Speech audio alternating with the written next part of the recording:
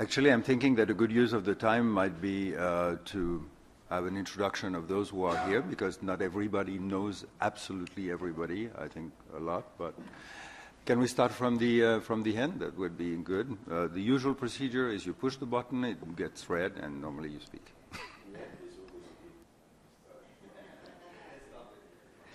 Good morning, my name is Ana Cristina Carvalho.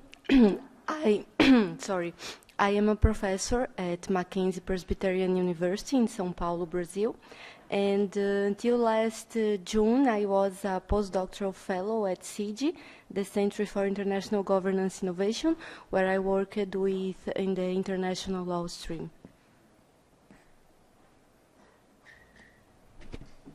Hi, I'm Mariana Canto. I'm Brazilian too, and I'm a student at UFPE in Pernambuco, Recife, Brazil. And I'm also a researcher in a group, extension group in my university, and my specialization is intellectual property and new technologies. Hello, my name is Adrian Koster. I'm a policy and legal advisor for the Swiss Governmental CERT. Good morning, Jim Prendergast, the Galway Strategy Group, and I am a recovering internet governance addict.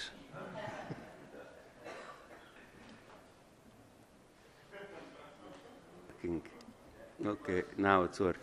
Good morning, Tariq Kamel. I work for ICANN here in Geneva. I'm heading government and IGO engagement.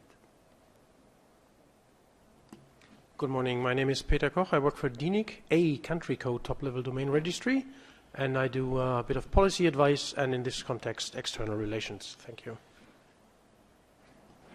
Good morning, Bernd Neuer from the German Federal Ministry for Economic Affairs and Energy. Good morning, I'm Peter Major, Vice Chair of the Commission on Science and Technology for Development. Roberto Gaetano, Chairman of the Board of Public Interest Registry and member of the Board of the European RALO. Is this working? Oh, yeah. Carla Lefevre with Google. I am VentSurf's Chief of Staff. Hello, my name is Nicoleta Kristic. I am a student of University of Ljubljana, and I'm also an intern in Diplo Foundation and an online moderator.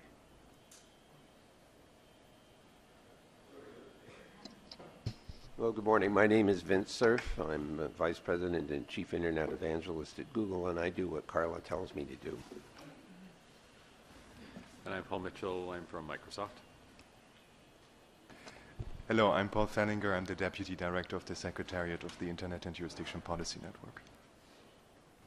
Good morning. I'm Pamela Miller. I'm the Director General of Telecom and Internet Policy for the Department of Innovation and Economic Development, Canada. Hi all, I'm Daniel Abadi. I'm the Undersecretary of Digital Government for Argentina. I'm Byron Holland. I'm the President and CEO of the Canadian Internet Registration Authority, the CCTLD operator for Canada. Hi, good morning. I'm Guilherme Canella. I'm a UNESCO advisor for Latin America and the Caribbean.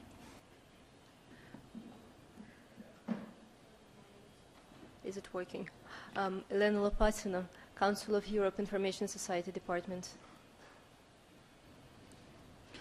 Good morning, I'm Benedicto Fonseca from the Ministry of Foreign Affairs in Brazil. Hi, I'm Jonah Hill. I'm with the U.S. Department of Commerce. And this is Fiona Alexander. She can't speak, so I will introduce her. She is also with the U.S. Department of Commerce.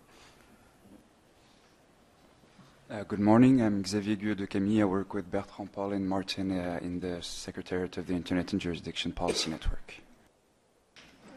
Good morning, everyone. I'm Jacques de Vera. I'm a professor of intellectual property law and internet law at the University of Geneva, where I'm also vice rector. Good morning, my name is Niels Lestrade. I work for the Dutch Police for the National Intelligence Division, and we're also responsible for open source intelligence. Good morning, my name is Annick Monsul. I'm a colleague for Niels, also from the Dutch National Police. Richard Wingfield from Global Partners Digital. Morning, Ian Brown from the UK Government Department for Digital Culture, Media and Sport, and previously I was Professor of Information Security and Privacy at Oxford University. Good morning. My name is Rahul Gosai, and I'm from the Government of India in the Ministry of Electronics and Information Technology. I'm a director, and I deal with the internet governance issues. Thank you. Hi, I'm Patrick Ryan. I'm with Engineering Program Management in the Google Cloud Platform. Hi, I'm Flávio Wagner. I'm professor at the University of Rio Grande do Sul in Brazil and affiliated to the Brazilian Internet Steering Committee. Hi, I'm Diego Canabarro, and I work as an advisor to the board of the Brazilian Internet Steering Committee. Steve Del Bianco with NetChoice, a trade association of e-commerce companies based in the U.S.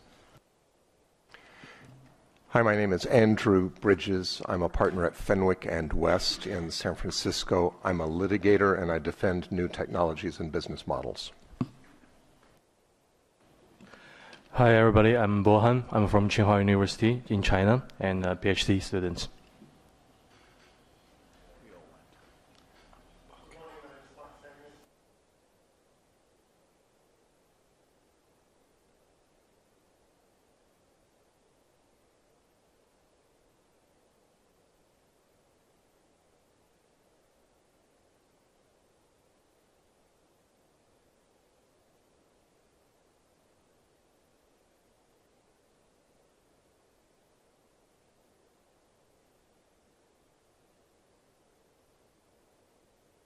Vint is right. You're allowed to use this a little bit strange structure of a room, so if you want to come to the central parts, you are highly welcome. Well, perhaps even more important, not only would you be welcome, but you will also be on the script so that other people who are remote will see what you have to say. So I would really like to strongly invite you to move where the microphones are. Thank you very much, Vint. Actually, it's a right thing to also remind us that there are people who are participating remotely, and I strongly encourage them to ask questions if they have any in the course of this session. There are a certain number of familiar faces around the table here, and also new people that I'm very pleased to welcome. So I'm Bertrand La Chapelle. I'm the Executive Director of the Secretariat of the Internet and Jurisdiction Policy Network. And the purpose of this session is to bring people up to date on what is the process and where we are.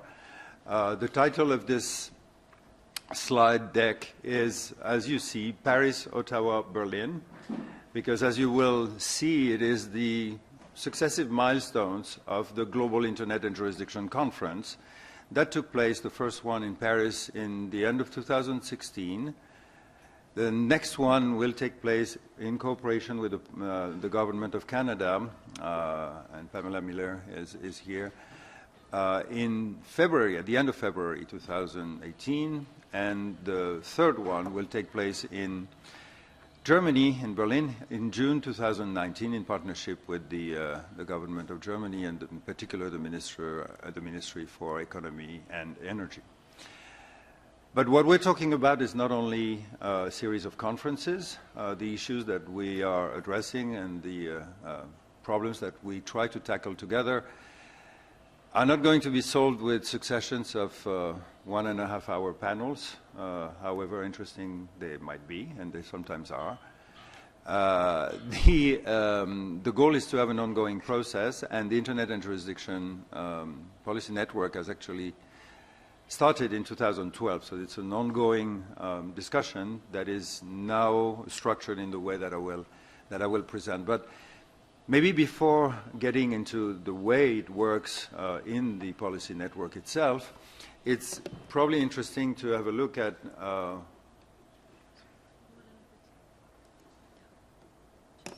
do I get to the next slide? Oh, sorry, I was not on the thing. So I hope it's visible. I just want to reiterate the challenges that we are all confronted with It's not an exhaustive coverage of this, but it is a context that we have to take into account because we're basically in an environment that is driven by high uncertainty. And I don't have to belabor and to illustrate in too much detail what I'm talking about, but there's uncertainty about how the national laws apply to cross-border applications or cross-border cyberspace in general. An element of uncertainty is perfectly illustrated by very concrete facts like the fact that the world is hanging on the results of a few court cases. The right to be de-indexed case in Europe completely created a new environment, a new type of right and a new type of practice. The Schrems case obliterated in one swoop the whole architecture of privacy and personal data exchange on both sides. We're all hanging and waiting for the resolution of the famous Microsoft case in the Supreme Court in the US, probably mid next year.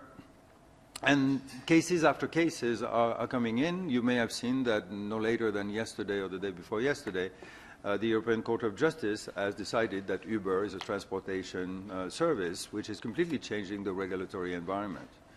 So, without getting into more detail, the problem is that this uncertainty and the absence of frameworks that allow for setting the norms and setting the rules so that people can adapt to those is encouraging and even forcing a certain number of actors to take unilateral actions that are not necessarily coordinated and can produce a legal arms race, which means that it can be governments, it can be companies. Everybody is reacting to the urgency of issues, to the pressure of the need to do something.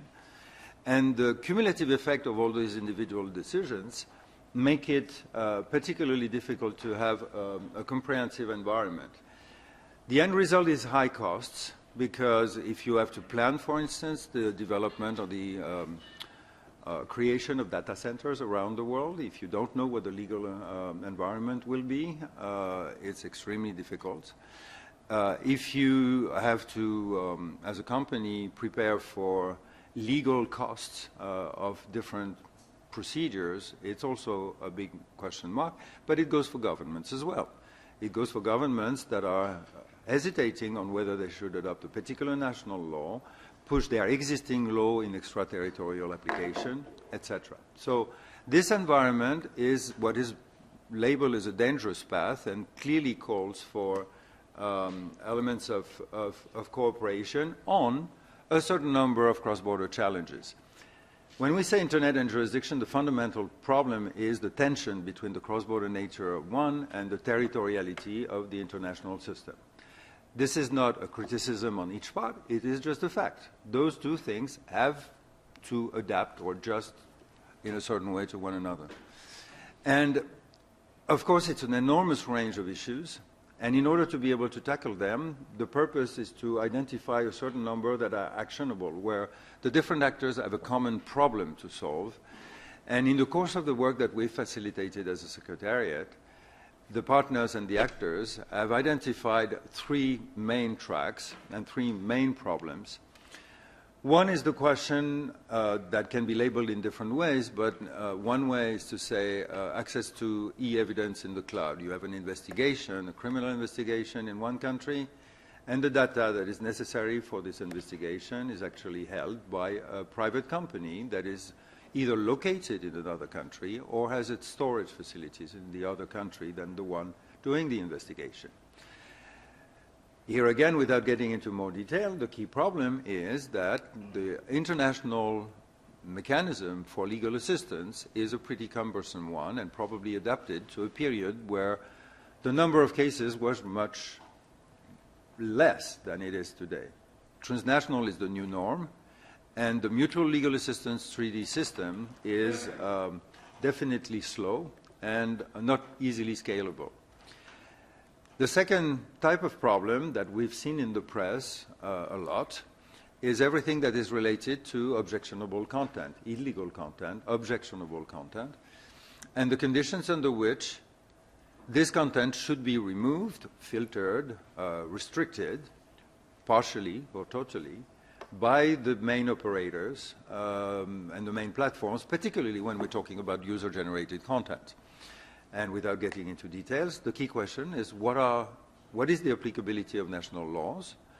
Are there cases where you need, or it is legitimate to have a global takedown because of the importance of the harm, etc.? And what is the responsibility, respectively, of the private and the public actors? The third element is something that in this community is in the minds of people, and particularly in the ICANN community, but that in the rest of the world is not probably paid sufficient attention to. It's the fundamental question of the domain name system and the registries and registrars are a neutral technical layer that is essential for the functioning of the Internet. And there is a question, which is, when is it legitimate, appropriate, efficient to take down or suspend a domain name because of the activity that is on the site underneath?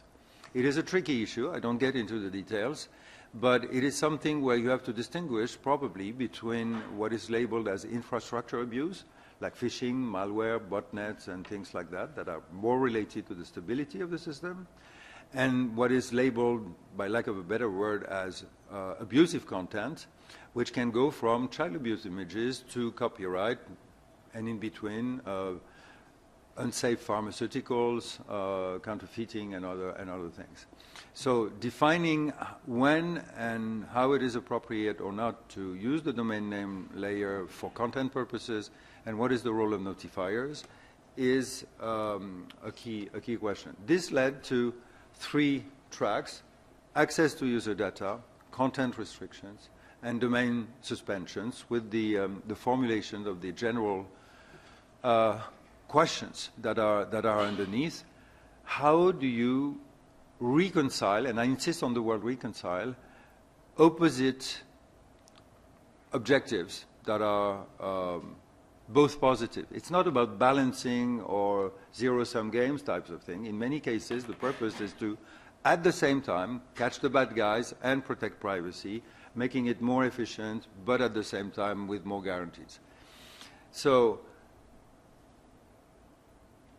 the key problem in this environment is that it's one nice thing to frame the problem, and that's what we've done after, tried to do after the Paris meeting. But there's a big challenge, which is how do you ensure policy coherence? Because there are many actors who are dealing with the same issues. And a typical example is in the case of access to user data. You have excellent work that is being done in the Council of Europe, in the Cybercrime Convention framework and the TCY. You have excellent work that is done as well in the European Commission as a follow-up to the mission and the mandate that was given by the Council of Justice and Home Affairs in June 2016. But you also have work that is underway between the United States and the UK on a joint US-UK bilateral agreement. And there is work that is done in civil society and companies in the US regarding the reform of the Electronic Communications Privacy Act.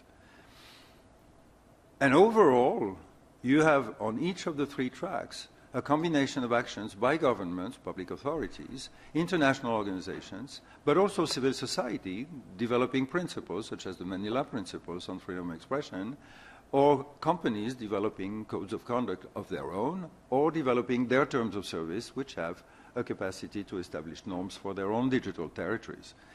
So ensuring policy coherence and making sure that there is no contradiction and that the whole system is legally interoperable is one of the big challenges. So in that landscape, our role, for those who are not as familiar, and I will go quickly, is to basically help bridge the silos, engage more than 200 entities today from the 6 stakeholder groups that are described above, the states, the major internet platforms, the technical operators, civil society, academia, and international organizations.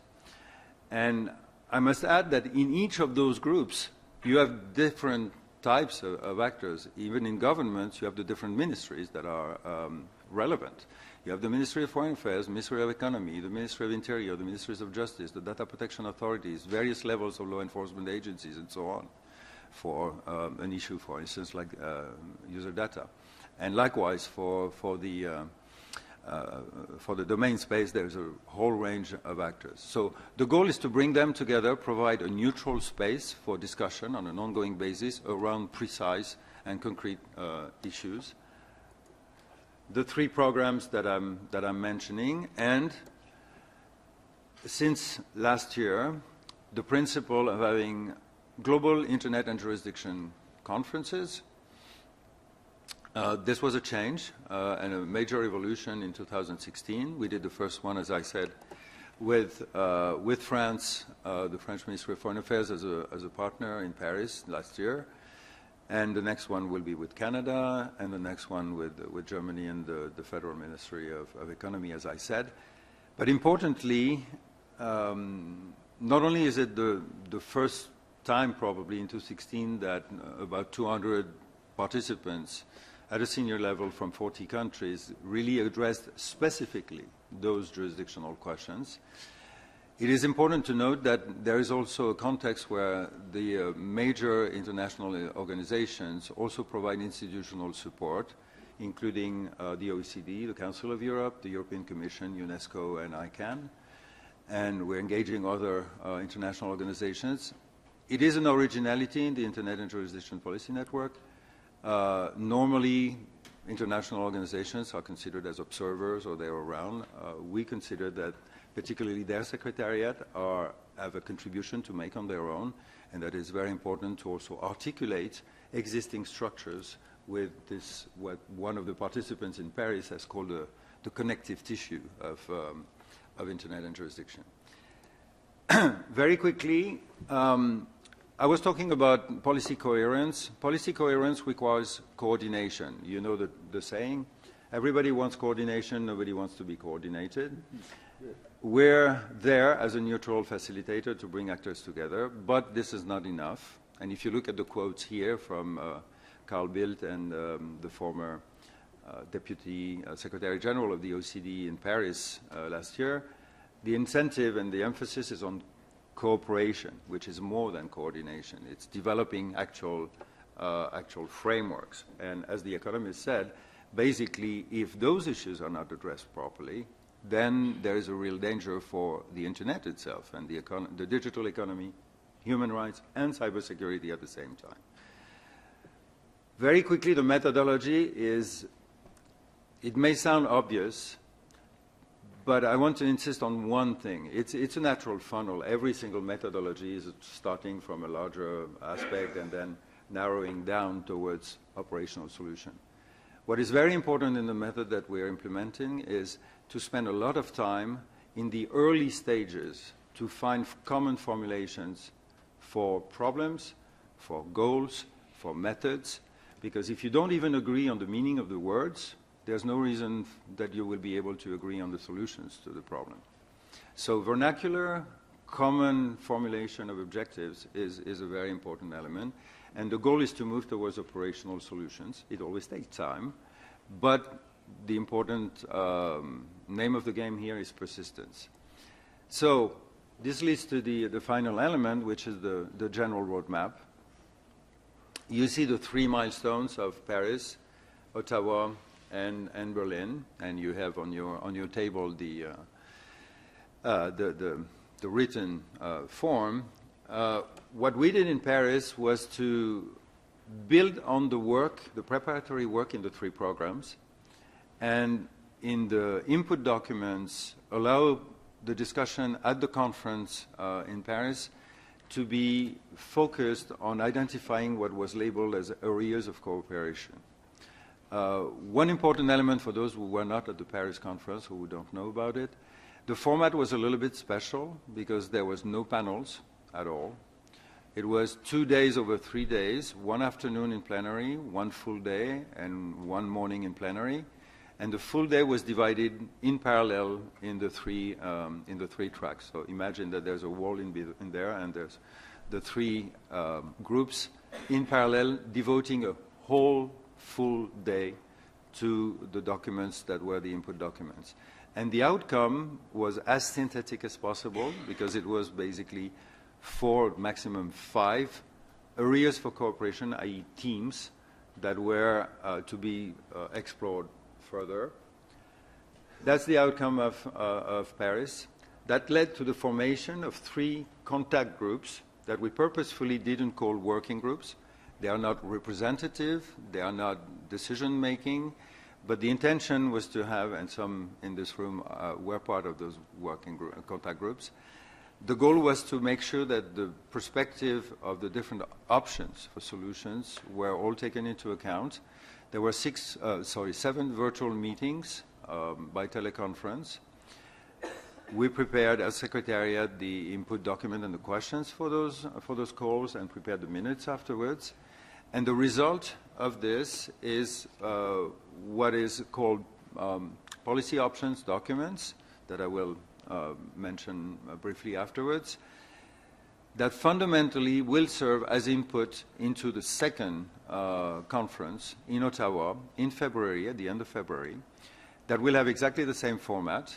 And this format will be building on the structure of the three documents. So I want to speed up a little bit because of the time. The purpose in Ottawa, and we can elaborate afterwards, is to align people on common objectives. On the basis of these input documents, the dream and the objective is that people say, we know there's still a distance to travel to get to the results, but at least we're trying to go in the same direction. We want to formulate the goals in a common manner and structure the different elements that have to be explored further in the period. And on that basis, the same methodology will be applied, but probably a little bit more structured, not only virtual meetings, but also physical ones. And part of the challenge is to define the best methodology to be manageable and as inclusive as possible. Final element to encourage you, the goal is to develop cooperation frameworks, or to, facilitate discussion for the different participants to develop cooperation frameworks, the form of which will be determined in the end. Nobody knows how formal or informal the result will be. The focus of the work is on the substantive content of the agreements. For those of you who are in the ICANN, familiar with the ICANN environment, there's a nice pun on mutual affirmation of commitments instead of just bilateral affirmation of commitments. But the general idea is to explore any kind of mechanism where the different actors, public, private, and civil society, can say, if you commit to do this, then I commit to do that, and they will be monitoring what we do together in substance. So after Paris, we produced these documents that you can find online that are called framing papers with the areas for cooperation. That was the product at the beginning of 2017. And as a result of the contact groups in 2017, we produced and released very recently in November the so-called policy options documents that I encourage you to download on the site, internetandjurisdiction.net/policy options, I think. And for those of you who will be coming to Ottawa, it will be very important to have read them before so that we can discuss them with detail.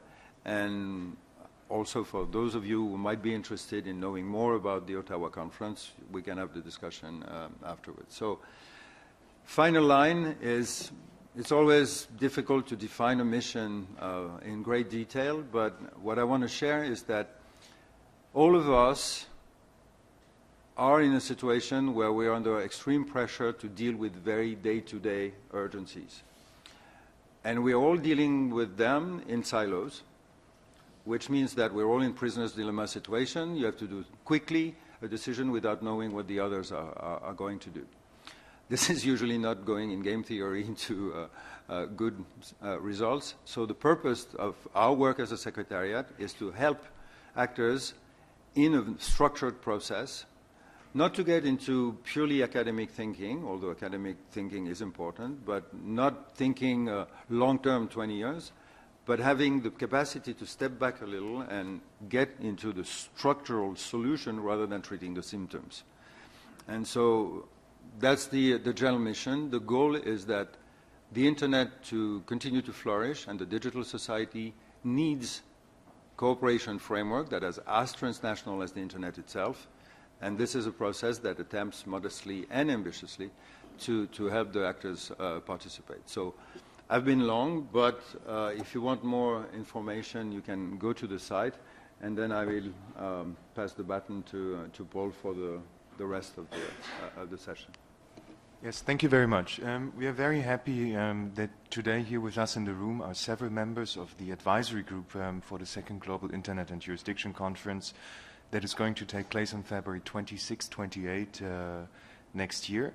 And we would like to invite the members and representatives of members who could not be with us today in the room to basically tell the participants at the IGF why Ottawa matters and why this is such an important opportunity for the community to proceed towards the path of developing policy standards and operational solutions.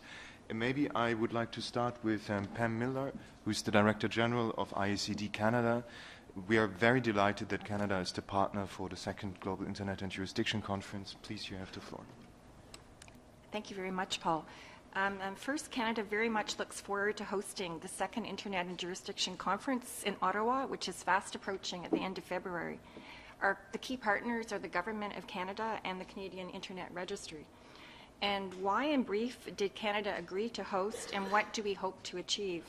Canada is a very strong supporter of the open and interoperable Internet, as we all are, but we know the challenges, as Bertrand has eloquently described.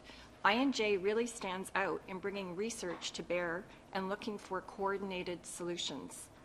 The focus in Ottawa will be on defining specific problems as identified by the INJ community related to content, data, and domains.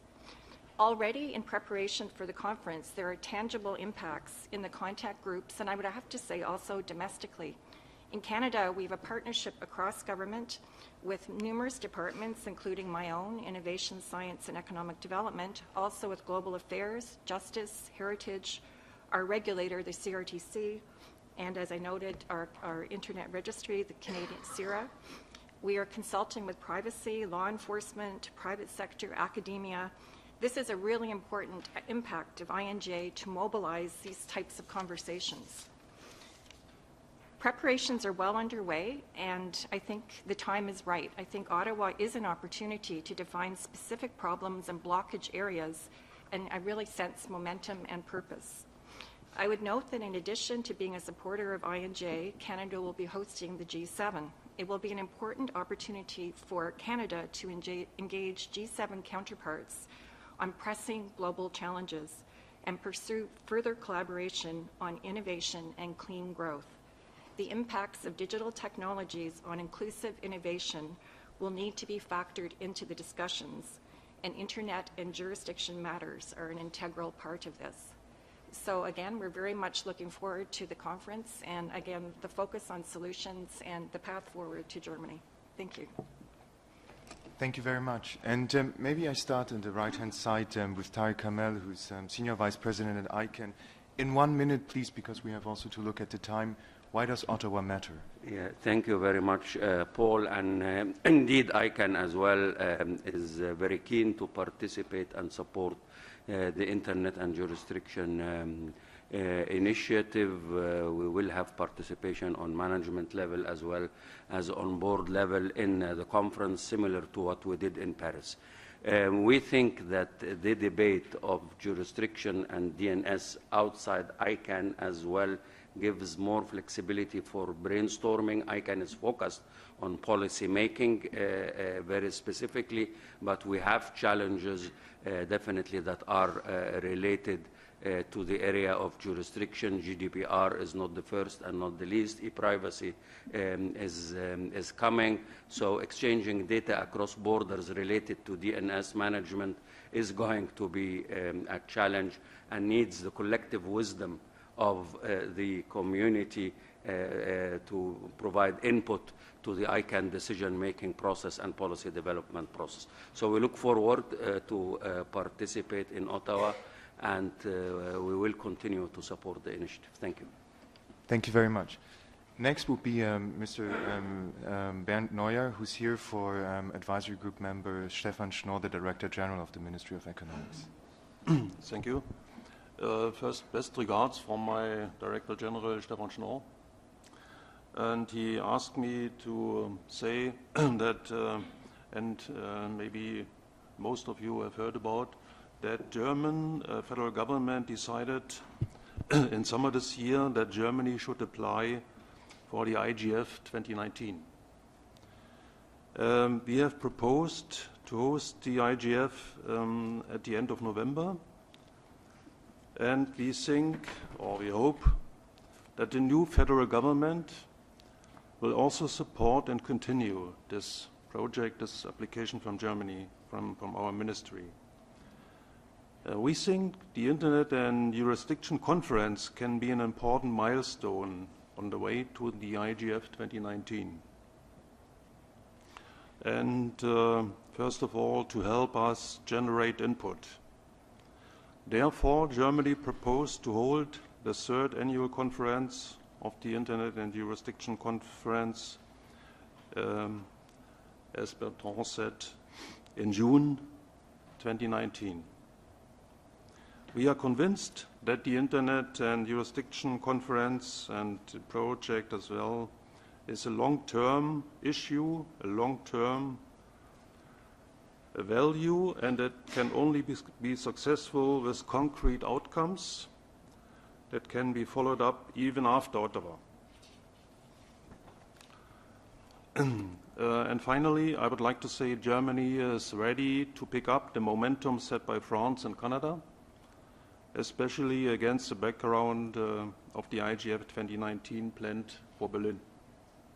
Thank you. Thank you very much, and we're extremely happy that Germany already announced before the second Global Internet and Jurisdiction Conference to be the partner for the third one. Next one would be Vin Cerf, who doesn't need an introduction, I believe. Please. Thank you. I'll try to be brief. I think that we have in the Internet a very, very powerful enabling technology, and much has happened over the course of the 40 years since its invention and the 30-plus years of operation. But at the same time, by lowering the barriers to exchange of information, access to it, we've also invited into this environment activity which is, in fact, harmful, and we need to find ways of protecting our interests in this environment. So the reason that it's important for these meetings to take place is that we have to find a way to protect that which needs protection without destroying the enabling capacity of the Internet. And to do that in an international setting where cross-border jurisdictional questions arise is a non-trivial problem. But it is worthy of our attention, and that's why I will be in Ottawa, and I certainly will be in Berlin as these events unfold. Thank you very much, Vint. To my right is Paul Mitchell, Senior Director at Microsoft. So I'll agree with everything that's just been said, and just note that Bertrand mentioned the seminal cases that are at play, including Uber yesterday, and everyone's waiting on the Microsoft warrant case. Nothing that the INJ project is doing is likely to stop the efforts by national administrations to create case law on internet-related topics.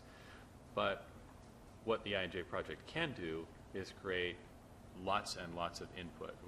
When we come together in a multi-stakeholder fashion to agree on cooperation mechanisms, to agree on ways that we can share information, to agree on what common values are, that all can provide great input into the system of laws and regulations that we have globally. Without that, just speaking from the perspective of a global cloud provider, we just have chaos in terms of how we operate our services. I'll note, just for interest, that there are a number of amicus briefs that have been filed at the U.S. Supreme Court already on the Microsoft warrant case, and they make fascinating reading for everyone in this room. Most of them are in favor of neither side, which is an interesting way to write these briefs. But I think this is a really important area. And at the conference in Paris last year, I noted that we sort of have to move from categorizing or cataloging activities to some way to actually create action and create common frameworks and common understanding. And I think the three papers that have come out over the past year actually go some distance down that path in terms of creating some commonality, at least a framework that we can leverage. So we're completely supportive. Look forward to being in Ottawa, which is in fact a beautiful city, even when it's freezing cold. So please come. Thank you very much. Please, Undersecretary Daniel Abadi, you're here for Secretary Huichi, and you have the floor. Thank you. First of all, congratulations to Bertrand and his team for setting this and setting this momentum. Ottawa gave us the opportunity as a community to discuss and build a framework if it's necessary. I guess it's time to get together, to work, and get the usual internet base that is community and discuss in a multi-stakeholder way, and build a framework. And that, as Canada will be hosting the G7, Argentina will be hosting the G20, we pick up what the German presidency did on the Digital Economy Task Force, and that's also an opportunity for developing countries to include this thing in this new, economy model where we are globalizing and exchanging ideas and innovation. So Ottawa will be a great platform to discuss things. Thank you. Thank you very much, Daniel. The next one in line is Byron Holland, and with a special thank you to Cyril, who together with the Government of Canada are helping us with the Secretariat to prepare all the logistical aspects of the conference. Byron is the CEO and President of Cyril. So thank you very much to the I&J team for putting this event together. As an operator, often as a CCTLD operator, we spend most of our time on operational functions and in the day-to-day weeds. And it's often difficult to deal with the higher level conceptual and policy issues that confront us all. As a day-to-day operator, we're confronted with those issues, in particular in the Canadian context, every day. Given where we live, the majority of our data, even in a Canadian point-to-point exchange, flows through foreign jurisdiction, through the U.S. So we confront the kinds of issues that are being discussed on a daily basis, and yet we do it in the context where there aren't solutions. And I certainly believe that the I&J project is really the next internet governance frontier that we need to address with this global resource. So I want to thank the team for bringing together the appropriate parties and the appropriate expertise to discuss these issues. And I look forward to being the sponsor and co-host of the event with the Canadian government. Yes, Canada can be cold in February, but it can also be beautiful. You will be at a UNESCO World Heritage Site, literally, on the banks of the longest skating rink in the world. So please also bring your skates, or at the very least, bring your gloves and your hat. I do want to assure you that the conference center is linked to the hotel and many entertainment facilities, so you don't actually have to go outside, but I would strongly encourage you to take advantage of the environment when you're there. Thanks. But just a note for participating delegates, skating is recommended just after the conference, not before. I would like to give the floor to Guillermo Canela, who's here for the Assistant Director General of UNESCO, Frank LaRue. Yes, good morning. Best regards from Frank. He needed to be in Washington today, so he asked me to join this on his behalf, and also because perhaps I can add another element for this discussion and why Ottawa is so important. I'm coordinating for UNESCO a global initiative on training judges on those issues, freedom of expression, internet. And in Latin America, we have trained more than 6,000 judges in 23 countries. And I think the most common questions from all of those judges and prosecutors is about internet jurisdiction. The very three issues you mentioned are the questions those judges that are not asking this for intellectual curiosities because they have actual cases on their desks So we think this is super important, and we would, as UNESCO, strongly encourage you to invite actual judges to be in your conference, because these people, they are actually discussing real cases they are receiving, and not only in supreme and higher courts, but in very initial jurisdictions in their national county, in our member states. And finally, UNESCO General Conference has constantly asking the Secretariat to provide our member states with this very same kind of discussions you are raising here and in those different conferences. So for us as a Secretariat, it's highly important to be fit in with this kind of discussions to then return to our member states upon their requests. So thank you very much, and UNESCO will be, of course, be represented there and then feedback in these discussions to this judges' initiative and to our member states in our General Conference. Thanks. Thank you very much, and we are honored as the Secretariat to have UNESCO's institutional support for the conference and also the institutional support of the Council of Europe. Elena Lopatina is here for Advisory Group member Patrick Panix. Yes, thank you, Paul.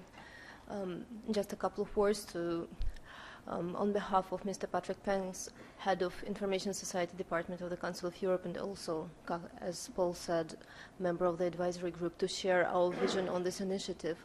So the Council of Europe sees the upcoming conference as a very important event and as a real opportunity for all stakeholders to work out policies and solutions through joint coordinated action. And the multi-stakeholder model, which is one of the key features of the conference, is absolutely capable of providing a very enabling environment for that. The Council of Europe itself engages in promoting the multi-stakeholder model. We engage in working with NGOs, with academia, and since recently with businesses as well. And our vision is that to face the challenges of the digital transformation, it is important that all stakeholders recognize their respective duties, responsibilities, obligations, and work together guided by the principles of human rights, democracy, and rule of law for which the Council of Europe stands. And having said this, I'm pleased to recall that the Council of Europe supports the conference, including through participating in the thematic working groups.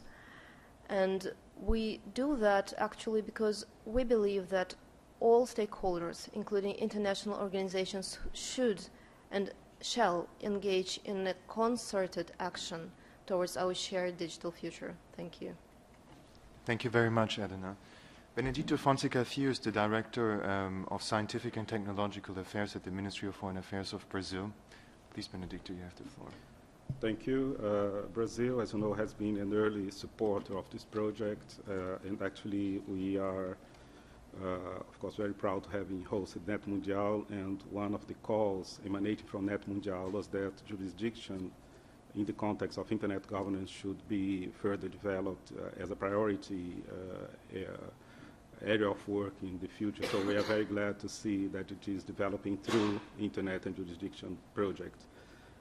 Jurisdiction is a very, I would say, urgent and increasingly important issue. I would say besides those three focus areas that were chosen by the project, there are also a number of international discussions involving jurisdiction aspects.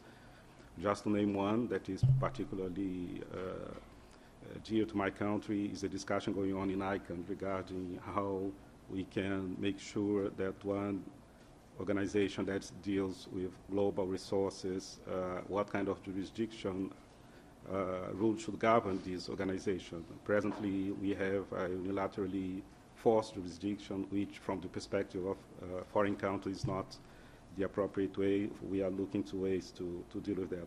But there are many other aspects regarding jurisdiction, and I think this adds a complexity to this discussion. Bertrand has mentioned that from the perspective of governments, it's not a monolithic thing.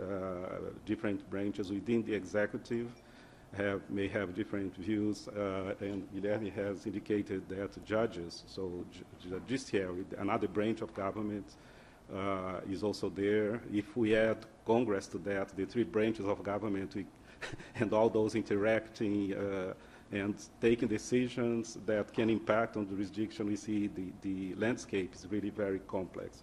So the added value that Internet and Jurisdiction brings to this, as was indicated by previous intervener, is that it can certainly not provide a direct answer, but it can provide very important inputs, valuable information to help to guide us through all this maze. And I would just finalize by saying that Internet and Jurisdiction Project is the unique in itself, because many efforts have been going on in regard to jurisdiction. But when we think of international effort of a multi-stakeholder nature, I would say Internet and Jurisdiction Project is really something very unique, and we see a very great value in pursuing it. So we are looking forward to Ottawa and Berlin as milestones in further developing our common shared understanding on ways that can be used to address, and tools to address those issues. Thank you. Thank you very much, Benedito. And then, if I may add, what makes this effort, I believe, unique is precisely the engagement of the stakeholders. We as the Secretariats are there to enable the cooperation and to help, and we're delighted to see this momentum building up ahead of Ottawa and the engagement of the stakeholders. Fiona Alexander of NTIA is a member of the high-level advisory group, but I think Jono will take the floor. I'll do my best Fiona impression here. No, I'll speak for myself. Thank you, Paul, Bertrand. The U.S. Department of Commerce has long been a supporter of the Internet and Jurisdiction First Project and now Policy Network. I'll just echo quickly what others have said. 2018 is going to be a busy year for these issues. We're going to have the GDPR come into effect in May. There's the Schrems II case that's forthcoming, the Microsoft Ireland case, the Cybersecurity Act, cybersecurity law in China has already come into effect, but is really going to start being enforced and implemented. So I think the time is really right for these kind of discussions to really come to a place where we can start to make progress and really start to move forward on these issues. And the Internet and Jurisdiction Policy Network, I think, is the only place that I'm aware of that all of these interconnected issues are brought together in one place. So it's a unique venue. It's a unique group of individuals who really have expertise in all of these various topics, from ICANN issues to privacy to law enforcement.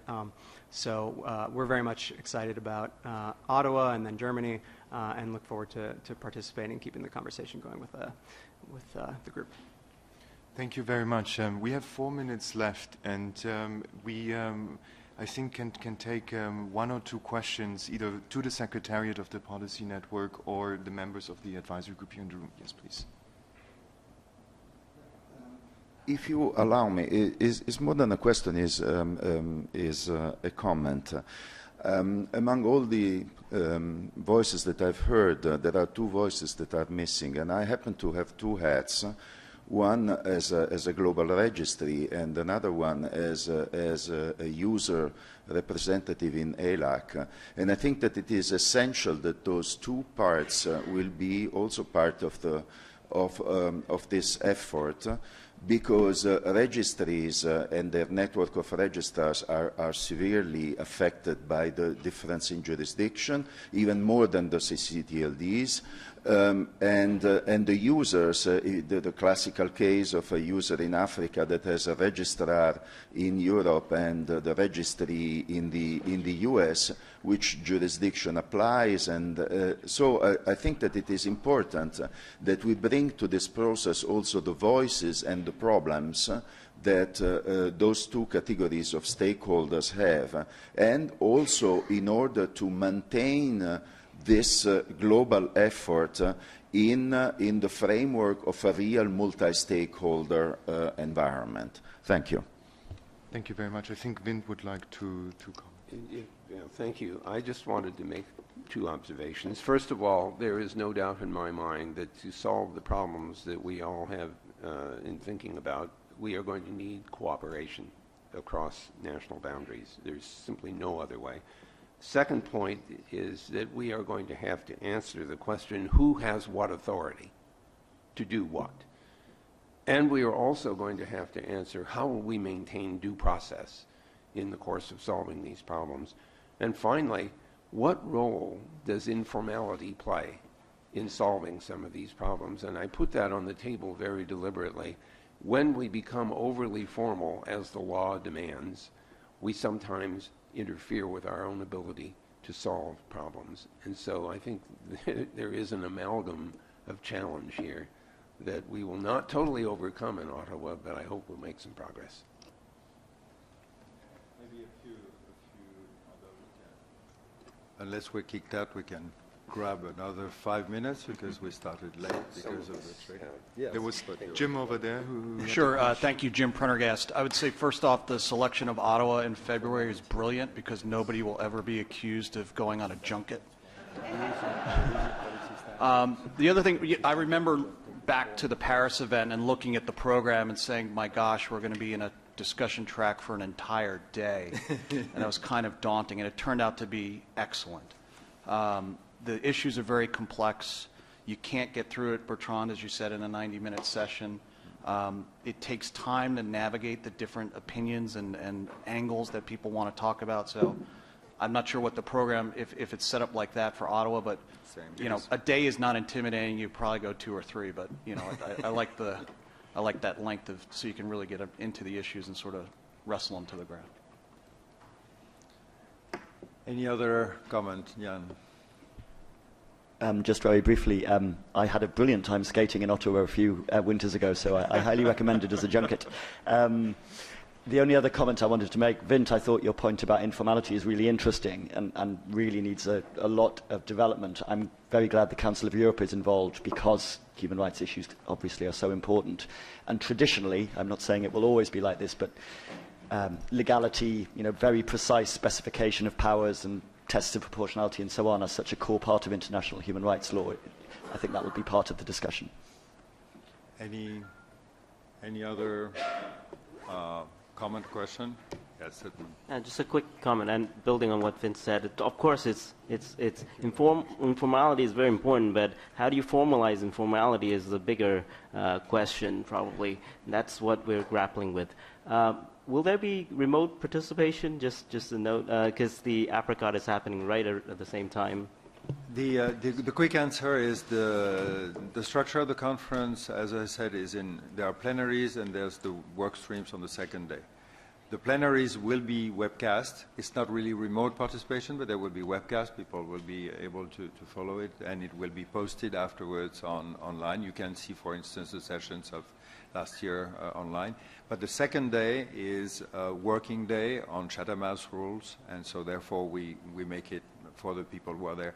I take the opportunity because there's a natural lingering question, and it's always a challenge. Just as Vint was mentioning informality and formality, there's the whole question of how do you manage the maximum inclusion and still be manageable. I want to insist, and it's a very important commitment,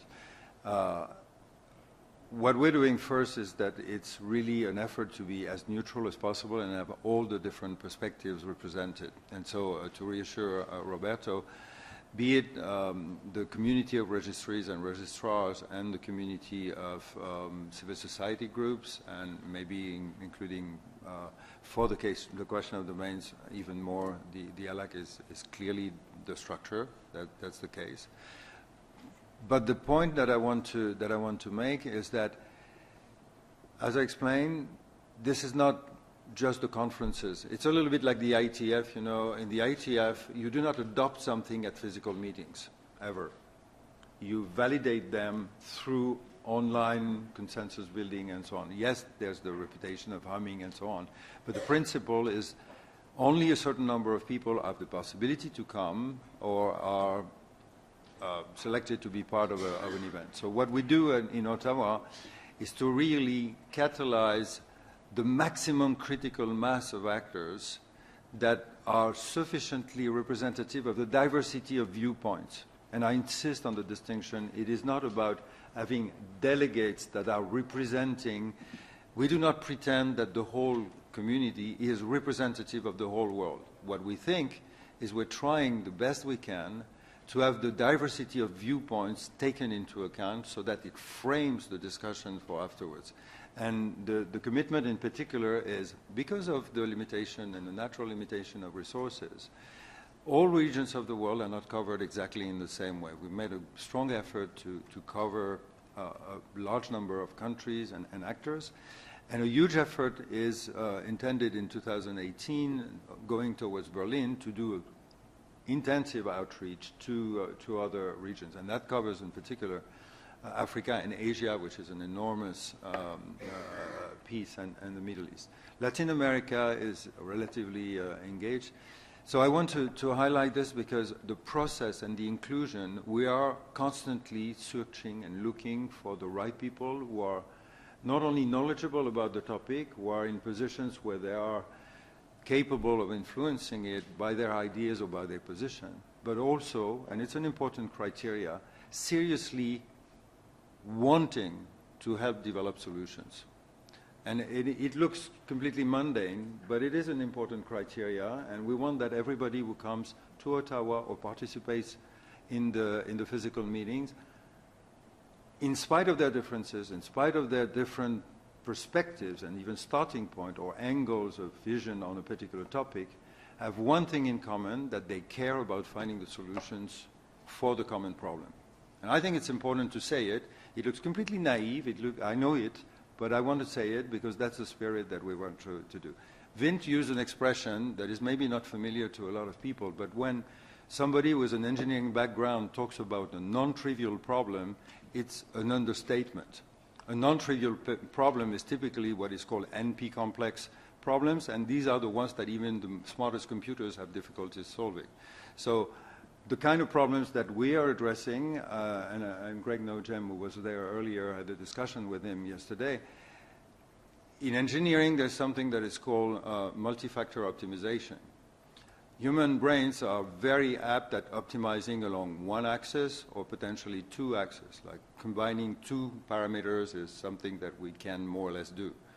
Making optimization for policy making with a multiple dimension, where we have to combine human rights, economic impact, long-term, short-term, security, and so on, is one of the trickiest problems that we can imagine, especially when you are acting on one field and it has an impact on another field. You're acting in one country and it has a collateral impact on another one. So non-trivial is the name of the game, and the final element is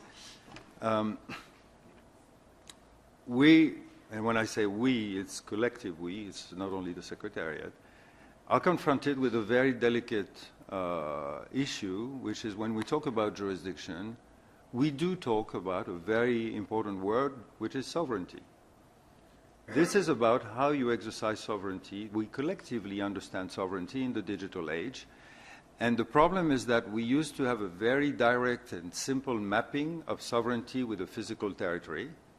And today, there are cases where it is appropriate in certain circumstances that this sovereignty plays beyond the physical territory under certain specific circumstances and criteria. And also other cases where you exercise the sovereignty over your own actors and operators, but with restraint, because they may have an impact on another country, and that goes for registries and registrars, major companies, and so on. So it's not about shedding sovereignty at all. It's about understanding how it works and how it is exercised in an environment where most interactions are transborder, and the respective roles and responsibilities of the different actors, which is a word that is particularly appropriate, an expression particularly appropriate in this building, because it is the famous contentious wording of the World Summit on the Information Society, is actually the underlying question. What are the respective roles and responsibilities of public, private, and civil society actors in those issues? With that, I think the next panel is coming. So we are extremely happy to have you had you here. Don't hesitate to connect with us if you want to know more about the conference, and potentially even submit your expression of interest. It's limited in numbers, but we would be happy to extend. Thank you.